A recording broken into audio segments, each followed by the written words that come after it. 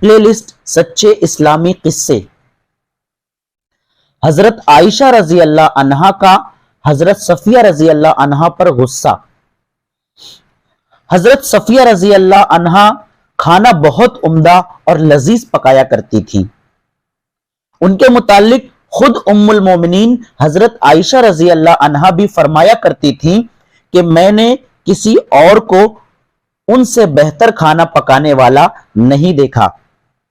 ایک دن حضرت صفیہ رضی اللہ عنہا نے کھانا جلدی تیار کر لیا اور رسول اکرم صلی اللہ علیہ وسلم اس وقت حضرت عائشہ رضی اللہ عنہا کے حجرہ مبارکہ میں تشریف فرما تھے۔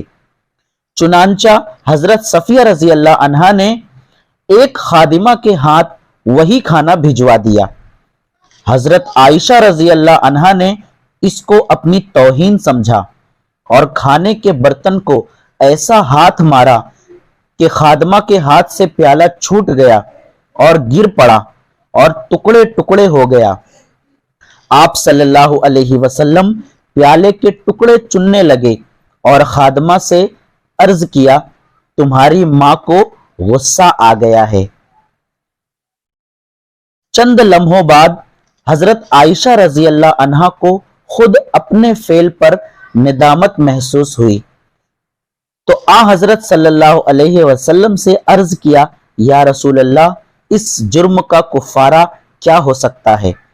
آپ صلی اللہ علیہ وسلم نے ارشاد فرمایا، ایسا ہی پیالہ اور ایسا ہی کھانا اس کا کفارہ ہے۔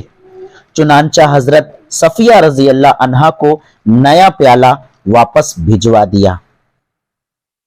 مزید ویڈیوز کے لیے اردو اسکول چینل کو سبسکرائب کیجیے اور بیل آئیکن کو بھی دبا دیجیے۔